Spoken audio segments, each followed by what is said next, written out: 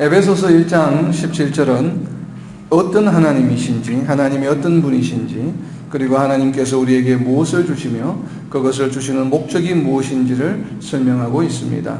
비록 짧은 한 구절이지만 굉장히 구속사적으로 많은 의미를 담고 있습니다.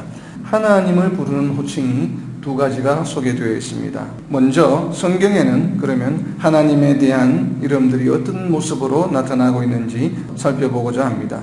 성경학자들에 의하면 약 30여 가지의 하나님의 이름의 표현이 있다고 합니다. 그래서 오늘은 특별히 우리가 좀 보편적으로 잘 알고 있는 9가지에 대해서만 살펴보도록 합니다. 첫 번째가 여호와라고 하는 이름입니다. 여호와의 뜻은 자존하시는 하나님, 자존하시는 자, 스스로 있는 자라는 얘기죠. 이 얘기는 출애굽기 3장 14절에서 하나님께서 모세에게 하나님이 어떤 분이신지를 스스로 소개하는 장면에서 나오는 모습입니다. 그래서 하나님께서는 모세에게 나는 스스로 존재하는 자다, I am who I am 이라고 표현하셨습니다. 그래서 이것이 자존하는 자요, 우리가 또 단어로는 여호와라고 부르고 있습니다. 그리고 두 번째는 창세기 22장 14절에서 아브라함이 이삭을 제물로 바칠 때에 이삭 대신에 양을 준비해 주셨다라는 것에 감사해서 또 부르는 여호와께서 준비해 주신다, 준비하신다라고 하는 이름의 여호와 이레라고 하는 이름이 있습니다. 여호와 이레라고 하는 이름은 바로 여호와께서 준비해 주신다라는 이름이죠. 그리고 또 우리가 세상 삶을 살아가는 가운데 참으로 어렵고 힘든 일, 영적 전쟁에 우리가 늘 노출되어 있는데 그때마다 우리를 승리하게 해주시는 그런 의미의 이름이 출애굽기 17장 15절에 있습니다. 광야에서 모세가 아말렉과 전쟁하는 장면에서 여호수아는 전쟁터에서 아말렉과 전쟁을 하고 모세는 산 위에 올라가서 두 팔을 들고 하나님께 기도할 때에 승리하게 해주셨습니다. 그때 또 여호와의 이름이 여호와 니시, 여호와는 나의 깃발이시다 라고 하는 이름을 갖고 계십니다. 그리고 사사 중에 기드온이라고 하는 사사가 또 기도 중에 응답받았을 때 여호와는 나의 평강이시다 라고 하는 응답을 받았는데 그것이 바로 여호와 샬롬이라고 하는 것이, 그리고 우리가 흠이 없고 또 거룩하게 예수님이 다시 오실 때 주님 앞에 서게 해주시기 위해서 하나님께서는 우리를 거룩하게 해주십니다. 그래서 우리를 거룩하게 하시는 하나님이다라는 의미가 출애굽기 31장 13절에 있습니다. 바로 여호와 마카드셈이라고 하는 표현이, 여호와의 이름이 바로 너희를 거룩하게 하시는 하나님이다라는 이름입니다. 그리고 에스겔서에서 소개되고 있는 여호와께서 우리가 범죄할 때, 하나님께 배역할 때 우리를 치시는 하나님이시다. 물론 사랑과 긍휼과 자비가 많으신 하나님이시기도 하시지만 그러나 필요할 때는 또한 우리를 치시는 하나님이시다 라는 의미가 에스겔서 7장 9절에 있는 여호와 나카하라고 하는 이름을 가지고 계십니다.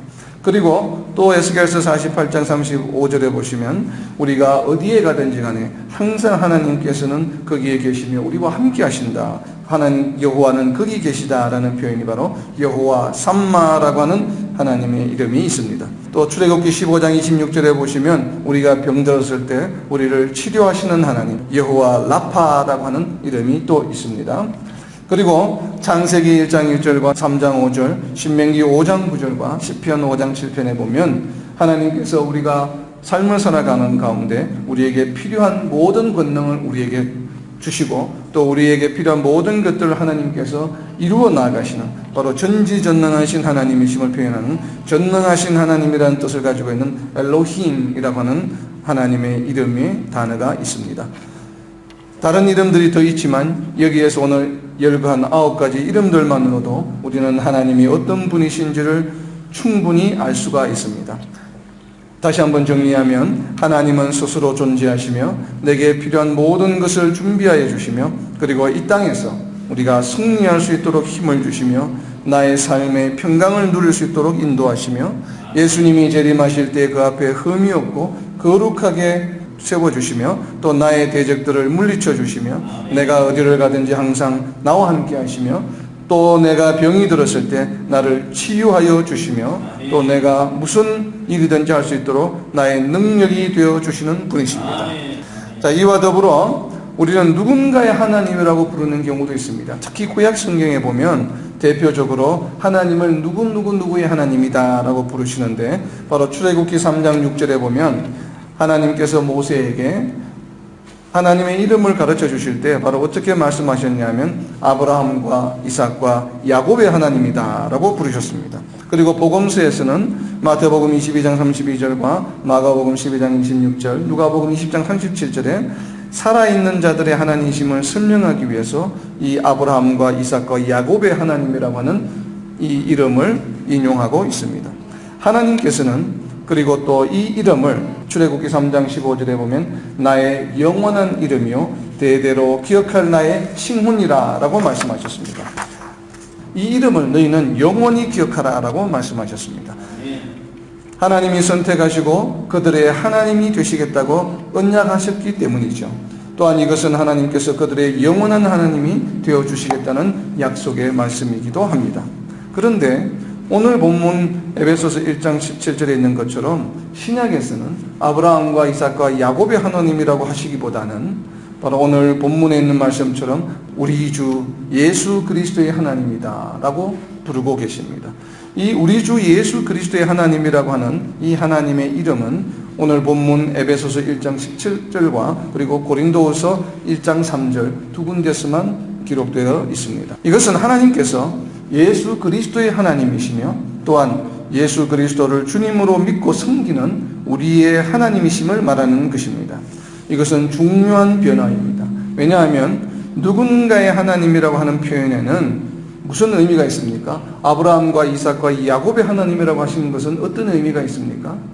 바로 아브라함과 이삭과 야곱의 후손들이 하나님의 백성들이 된다는 의미를 가지고 있죠. 그 이름의 대상이 되는 그들을 하나님의 백성으로 부르셨다는 의미를 내포하고 있습니다. 그것은 또한 하나님의 백성이 어떻게 될 수 있는지 그 방법을 나타내고 있죠. 그래서 구약에서는 아브라함과 이삭과 야곱의 하나님이다 라고 하면 아브라함과 이삭과 야곱의 후손들의 하나님이 되시고, 또 하나님의 백성들이 되는 방법은 뭐예요? 아브라함과 이삭과 야곱의 혈통으로 태어나면 그냥 하나님의 백성이 되는 거죠. 그래서 왜 이렇게 하나님께서는 아브라함의 하나님, 이삭의 하나님, 야곱의 하나님이라고 따로 부르지 아니하시고 아브라함과 이삭과 야곱의 하나님이라고 부르셨을까요? 왜냐하면 아브라함의 후손들 모두가 하나님의 백성이 된 것은 아니죠. 그렇죠? 이스마엘은 하나님의 백성이 되지 못했고 선택받은 이삭만 하나님의 백성이 되었죠.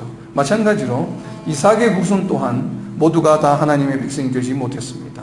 이삭의 아들인 에서는 하나님의 백성이 되지 못했고 선택받은 야곱만 하나님의 백성이 되었습니다. 그런데 야곱의 12아들은 어떻습니까? 12아들 모두가 하나님의 백성이 되었죠.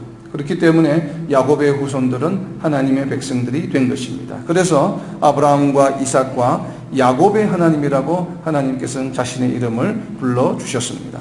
바로 이와 같이 구약에서는 혈통에 의해서 하나님의 백성이 될 수 있었습니다. 그런데 오늘 본문에 있는 것처럼 예수 그리스도의 하나님이라고 이름을 부를 때에는 그 백성이 어떻게 될 수 있을까요? 바로 예수 그리스도를 믿음으로 하나님의 백성이 되는 것이죠.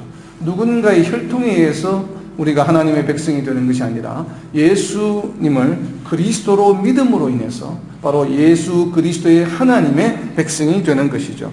이렇게 하나님의 백성이 되는 방법이 변화되었음을 강조하고 있는 것입니다.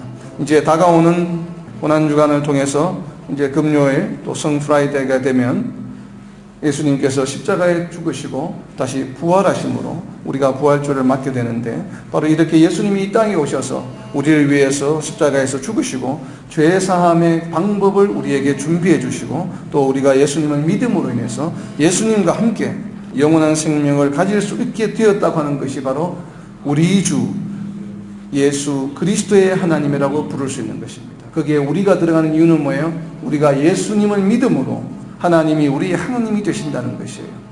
바로 이 뜻을 우리가 잘 새기는 한 주간이 되기를 바랍니다. 아멘. 이제는 하나님의 백성이 되는 방법이 완전히 바뀌었습니다. 이 때문에 이제는 예수님을 통했으면 하나님의 백성이 될 수 있는 것입니다. 아브라함과 이삭과 야곱의 혈통이기 때문에 하나님의 백성이 될 수 있는 시대는 이제는 지나갔습니다. 그렇죠? 이제는 야곱의 후손이라 할지라도 예수님을 믿지 아니하면 하나님의 백성이 될 수 없는 것입니다. 오직 예수님을 믿을 때에만 하나님의 백성이 될 수 있음을 선포하고 있는 것입니다. 그렇기 때문에 이사야서 8장 14절에 보면 예수님이 이스라엘의 두 집안에 무엇이 되어 걸림돌이 된다라고 이야기하고 있는 이유입니다. 바로 이사야서 8장 14절을 통해서 하나님께서는 이사야 선지자를 통해서 이미 예수님이 이스라엘 민족의 걸림돌이 될 것이라고 예언하셨고, 바울 사도는 이를 로마서 9장 33절에서 인용하셨습니다. 그리고 갈라디아서 5장 11절에 보면 바울 사도는 이 걸림돌이 되는 것을 조금 다르게 표현하고 있는데 이를 십자가의 걸림돌이라고 표현하고 있습니다. 왜 십자가의 걸림돌이라고 표현하고 있습니까? 예수님께서 십자가에서 죽으시고 다시 부활하신 것을 믿지 않으면 하나님의 백성이 될 수 없기 때문에 그렇습니다. 그것을 믿어야만 아브라함과 이삭과 야곱의 후손들도 하나님의 백성이 될 수 있음을 선포하고 있는 내용입니다. 그리고 예수님께서는 친히 예수님께서도 이 부분에 대해서 말씀하셨습니다. 마태복음 11장 6절에 보면 나로 말미암아 실족하지 아니하는 자는 복이 있도다 라고 말씀하셨어요. 예수님으로 인해서 실족하는 자들은 누구예요? 예수님을 믿지 아니함으로 실족하게 되는 자들이죠. 이것은 유대인들에게 하신 말씀이에요. 유대인들은 너희가 나로 인하여 나를 믿지 않음으로 인하여 실족하게 되는데, 그렇게 되면 어떻게 돼요? 하나님의 백성이 될 수 없기 때문에 나로 말미암아 실족하지 아니하는 자들, 즉 예수님을 그리스도로 믿음으로 인해서 구원을 받는 자는 복이 있도다라고 말씀하신 것입니다. 그렇지만 우리는 여전히 아브라함과 이삭과 야곱의 하나님 또한 유효한 것을 우리는 알 수 있습니다. 요한계시록 11장 4절에 보면 두 감람나무의 표현이 있죠. 바로 참감람나무와 돌감람나무가 있는데, 바로 유대인들 아브라함과 이삭과 야곱의 자손들 또한 하나님께서는 여전히 하나님의 백성으로 인쳐주시고 구원해 주시기를 원하시고 있다는 것을 알 수가 있습니다. 그것은 왜 그렇습니까? 하나님의 선택에는 후회가 없으시기 때문입니다. 로마서 11장 29절에 보면 하나님의 은혜와 선택에는 후회가 없으시다. 하나님께서 아브라함과 이삭과 야곱의 후손들을 이미 선택하셨기 때문에 그 선택에 후회가 없으시기 때문에 이들을 구원하시기 위해서 끝까지 열심을 다하시고 계시다는 것을 우리는 로마서 9장과 11장에 걸쳐서 알 수가 있습니다. 바울 사도는 로마서 9장과 11장에 걸쳐서 이스라엘 민족에 대한 하나님의 사랑을 설명하고 있고, 그들을 반드시 구원하시겠다고 하시는 하나님의 의지를 보여주고 있습니다. 이렇게 오늘 우리가 예수 그리스도의 하나님으로 선언하고 있는 이 하나님을 이렇게 표현한 것은 이렇게 구속사적으로 의미가 있지만, 또 조금 다른 측면에서 보면, 사회적인 측면에서 보면 또 우리가 이해할 수 있는 여지가 있습니다. 왜냐하면 바로 에베소서와 고린도 후서에서만 유독 그리스도의 하나님이라고 강조하고 있는데, 바로 에베소와 그리스도는 어떤 곳이었습니까? 에베소에는 아주 큰 아테네 신전이 있었죠. 그래서 우상 숭배가 너무나도 많았고, 또 우상의 조각들을 만들어서 파는 비즈니스가 굉장히 성행했던 곳입니다. 그리고 또 고린도는 어떤 곳입니까? 고린도는 그리스 남쪽의 수도와 같은 큰 도시였죠. 50만 명이나 되는 굉장히 큰 도시였는데, 그 고린도에는 뭐가 많았습니까? 헬라 문화가 많았죠. 그래서 그리스 신화, 제우스 신이라든지 이런 신화들이 많았어요. 신들이. 그러다 보니까 이 에베소에 있는 아테네 우상과 고린도에 있는 그리스 신화에 나오는 신들 때문에 특별히 바울 사도는 교인들에게 그 신들과 가드와 구별해서 우리 주 예수 그리스도의 하나님이라고 호칭하였을 것입니다. 이것을 이제 그 성도들이 들을 때 하나님이라는 표현만 썼을 때는 이것이 혹시나 또 그리스 신화의 가드로 혼돈할 수 있기 때문에 우리 주 예수 그리스도의 하나님이다라고 표현했을 가능성이 상당히 높습니다. 영어만 해도 그렇지 않죠. 영어도 가드죠. 그러다 보니까 성경에는 가드를 대문자로 써서 구별할 수밖에 없죠. 그러나 발음상으로는 구별할 방법이 없어요. 우리가 여호와라는 표현도 영어에는 마찬가지입니다. 그죠? 그래서 LORD를 전부 라지 캐릭터로 썼을 때 이건 여호와고, L자만 대문자로 쓰고 ORD는 소문자로 쓰면 이건 주님이다 라고 표현한다고요. 이것이 영어의 한계입니다. 그러나 우리 한글은 어때요? 여호와. 딱 유일한 단어로 그냥 바로 표현이 되잖아요. 그래서 얼마나 우리가 다행인지 모르겠습니다. 이와 같이 오늘 하나님의 첫 번째 이름은 우리 주 예수 그리스도의 하나님이다 라고 하는 이름이에요. 그리고 오늘 본문 1장 17절에 나타난 두 번째 하나님을 부르는 이름은 무엇인가 하면 영광의 아버지다 라고 부르고 있습니다. 이 영광과 아버지라는 두 키워드가 있는데 먼저 아버지에 대하여 살펴보면 왜 아버지라고 불렀을까요? 이것은 예수님이 하나님의 아들이심을 강조하는 것이죠. 우리가 주님으로 믿는 예수님의 아버지신 하나님이다. 그렇기 때문에 우리에게도 하나님이 어떤 존재이세요? 우리에게 아버지 같은 존재죠. 그래서 우리에게 아바 아버지라 부를 수 있는 특권을 우리에게 허락해 주셨죠. 바로 이와 같이 아버지가 하나님의 아들이시다 라고 하는 것은 다르게 표현하면 예수님의 신성을 표현하는 것이죠. 왜냐하면 하나님께서는 신적인 존재이시기 때문에 그 신성을 가지고 계시는데 그분의 아들이다, 그분의 아들로서 오셨다고 하는 것은 바로 예수님의 신성을 강조하고 있는 것입니다.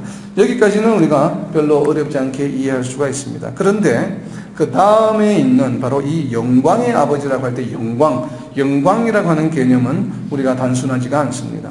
이 단어 자체를 의미를 먼저 살펴보면 영광이라고 하는 헬라어 단어는 독사라고 하는 단어인데 이것을 번역하면 opinion, judgment, 심판, 의견, splendor, 그러니까 막 이렇게 휘황찬란한 것, majesty, 그래서 굉장히 위엄이 있고 존귀한 것, 그리고 most glorious condition, 굉장히 이 영화로운 상황, 이런 것을 의미합니다.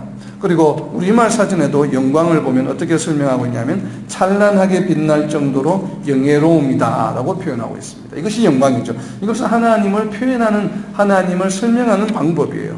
우리가 이 신약에 이 영광이라고 하는 독사라고 하는 단어가 약 168회 사용되고 있는데 보면 글로리, 영광이라고 번역되는 것이 145번입니다. 그리고 honor, praise 이렇게 이제 번역이 되어 있는데 다양하게 번역이 되고 있습니다. 그런데 이 신약 성경에 보면 이 동일한 헬라어 단어 독사가 성부와 성자와 성령에 관한 특성에만 사용되는 것이 아니라 일반적인 사람에게도 적용돼서 사용되고 있습니다. 그래서 이 단어는 특별히 하나님과 사람에게 구별해서 쓰는 단어가 아니라 그냥 하나님께도 영광이요 사람의 영광을 이야기할 때도 이 동일한 단어가 사용됩니다. 이것이 왜 그러냐면 찬란하게 빛날 정도로 영예로움을 나타내기 때문에 그래요. 그래서 마태복음 6장 29절에 보면 솔로몬의 영광이라고 할 때도 동일한 이 영광이라는 단어가 사용되고 있습니다.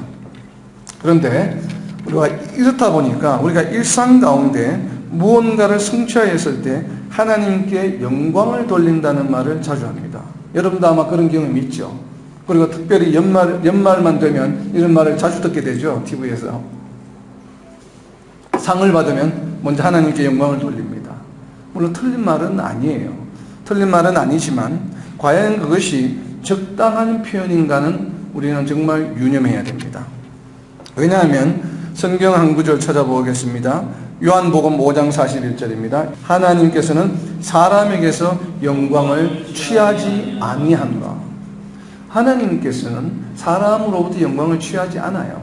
왜 그렇겠습니까? 내가 무언가를 큰 업적을 이루어서 그게 나한테는 굉장히 영광스러운 거죠. 방금 솔로몬의 영광으로 본 것처럼 굉장히 영화롭고 영예로운 일이에요. 그런데 내가 받은 이 영예로움을 하나님께 돌려드린다? 라는 말의 표현에 상당히 어폐가 있는 것이에요. 왜냐하면 그러한 영광을 하나님께서는 사람으로부터 받지 않겠다고 하셨어요. 받지 않으신 이유는 뭐예요? 하나님께서는 이미 충분히 영예로우시기 때문에. 우리가 이루어 놓은 업적 그 조그만 거 하나를 더한들 무슨 의미가 있겠어요? 이제 비유를 들자면 바닷물이 있는데 바닷물이 얼마나 광대하고 넓습니까? 바다가 물이 많습니까? 거기에 내가 가서 한 바퀴에서 물을 떠서 바다에 부으면 표시가 나나요? 바로 우리가 얻은 영광은 바로 그런 한 바게스의 물과 같은 것이에요. 그것을 하나님께 더한다고 해서 하나님께서 더 영화로워지시지 않는다 이 말이에요. 그래서 우리가 하나님께 영광을 돌린다는 표현은 조금 우리가 자제를 해야 됩니다. 우리가 물론 다른 사람들에게 권면할 때 너의 삶을 통해서 하나님께 영광을 돌려라. 이 표현은 맞아요. 그렇게 하라고 하는 것이니까. 그러나 우리가 무언가를 이루었을 때 내가 이제 하나님께 영광을 돌리겠습니다. 라고 하는 표현보다는 좀 더 정확하게 이야기하면 하나님께서 나로 하여금 이러한 영광을 누릴 수 있게 해주신 것에 대해서 어떻게 해요? 감사하는 것이죠. 감사를 표현하는 것이 좀 더 적절한 표현입니다. 그리고 또 다르게 표현하면 내가 이렇게 무언가를 크게 이루어진 것을 통해서 이 이루어진 것이 나의 능력이나 나의 노력이나 나의 힘으로 되는 것이 아니라 누구의 힘과 누구의 능력으로요? 하나님의 능력과 하나님의 은혜로 되었다고 하는 것을 간증하는 것이, 이렇게 간증하는 행위가 바로 뭐예요? 하나님께 영광을 돌리는 것이에요. 그래서 우리가 다른 사람에게 삶을 통해서 네가 학교에서 하나님께 영광을 돌려라 라고 이렇게 표현하는 것은 성실하게 열심히 공부해서 하나님께 기도하면서 공부하는 가운데에서 좋은 성적을 받음으로 해서, 우리가 세상적으로 봤을 때는 도저히 저렇게 할 수 없는 존재인데도 불구하고 무언가를 성취했을 때 우리가 그것을 어떻게 해요? 세상 만민 사람, 주변 사람들에게 간증을 할 때 내가 이렇게 된 것은 뭐예요? 하나님의 은혜요, 하나님의 능력으로 이런 것이 되었다라고 할 때 뭐예요? 바로 하나님의 이름이 드러나는 것이에요. 그리고 주변 사람들로 하여금 어떻게 해요? 여호와가 하나님이심을 알게 하는 것, 이것이 바로 하나님께 뭐예요? 영광을 돌린다라고 하는 표현이에요. 바로 그렇게 할 때 우리는 하나님께 영광을 돌리는 것입니다. 우리의 삶을 통해 하나님께서 역사하셨음을 우리가 간증하고 나타내는 것입니다. 그것은 바로 뭐예요? 우리의 삶 속에, 내 삶 속에 하나님이 언제나 함께 임재하신다라고 하는 것을 나타내는 것이에요. 이것을 다르게 표현하면 모든 것에서 하나님을 인정하는 것이에요. 그러니까 하나님이 계신다고 하는 것, 하나님이 지금 여기 프레젠스하고 있다라고 하는 것을 다른 사람들로 하여금 알게 하는 것이 바로 하나님께 영광을 돌린다라고 하는 것입니다. 바울 사도는 로마서 3장 23절에서 이렇게 표현하고 있습니다. 모든 사람이 죄를 범하였음에 하나님의 영광에 이르지 못하더니, 이것은 무슨 말이에요? 하나님이 임재하시는 곳에 함께 할 수 없다는 표현이에요. 우리가 범죄하면 거룩하지 못하기 때문에 하나님과 함께 하지 못합니다. 그래서 우리가 영광이라고 하는 표현은 하나님의 임재를 사실을 나타내는 것이에요. 하나님을 늘 나타내는 것이 바로 하나님의 영광을 드러내는 것이에요. 그래서 하나님의 영광이라고 하면 하나님이 지금 여기 계시구나, 하나님이 지금 여기 임재하고 계시구나 라고 우리가 이해하면 거의 맞습니다. 성경의 모든 구절에 나오는 영광은, 우리가 하나님의 영광은 참으로 가늠할 수 없을 정도로 큽니다. 그렇지만 그 영예로움은 우리가 인지할 수 있죠. 세상의 어떤 물질이나 어떤 명예나 권력이 아무리 크다 할지라도 하나님의 백성으로서 받는 영예보다는 못한 것입니다. 그래서 솔로몬은 전도서 2장 11절에서 하늘 아래에 있는 모든 해 아래에 있는 것은 모든 일과 수고한 것이 무엇이에요? 무익한 것이다 라고 이야기하고 있어요. 무익하기 때문에 하나님께서는 이 땅에서 이루어지는 것들에 대해서 과연 어떻게 일하실까를 우리는 잘 고민해 봐야 합니다.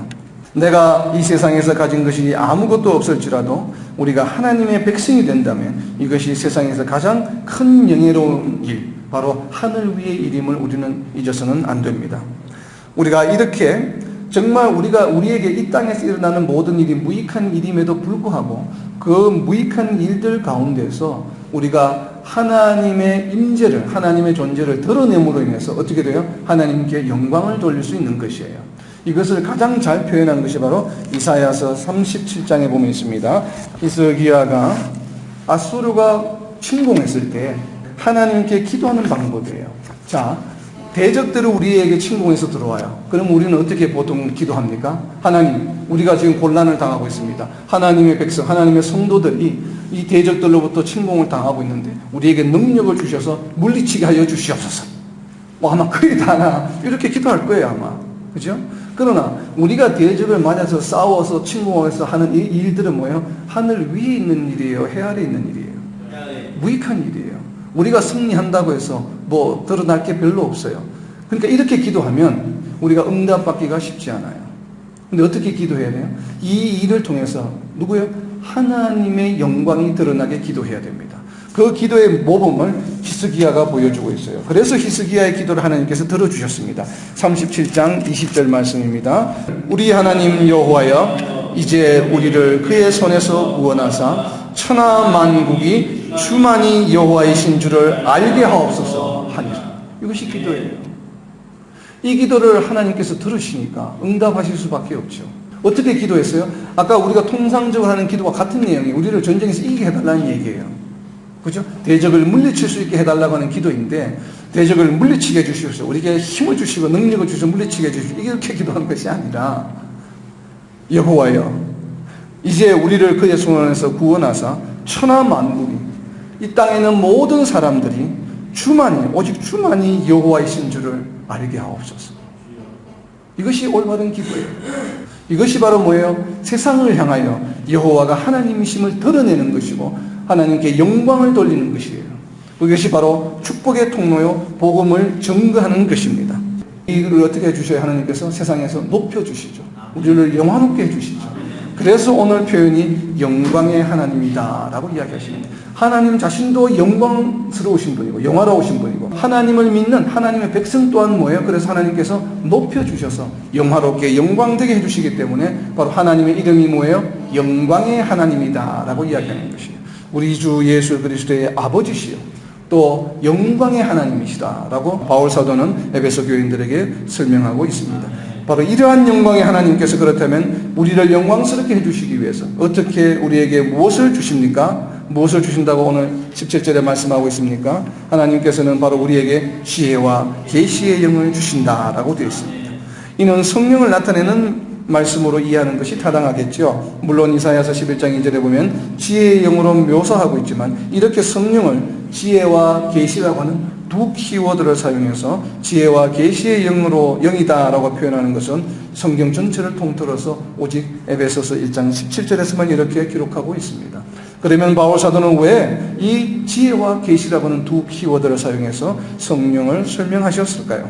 지혜라고 하는 단어는 우리가 너무나도 잘 알고 있는 보편적인 지혜를 말하기 때문에 우리가 다 알고 있는 얘기죠. 근데 두 번째 있는 계시라고 하는 단어는 계시는 어떤 의미를 가지고 있어요? 우리가 계시라고 하는 단어를 딱 듣게 되면 어떤 생각이 떠오릅니까? 그렇죠? 많은 분들이 예언으로 느낍니다. 그러나 이 계시의 단어의 의미는 조금 다릅니다. 그래서 헬라어 단어 원어를 보면 아포칼립시스라고 하는 단어인데 KJV를 기준으로 신약 성경에 18번 사용되고 있는데 이 헬라어 아포칼립시스라는 단어는 무언가를 완전히 드러내는 것, 노출시키는 것을 말합니다. 그러니까 진리를 드러내는 것을 말해요.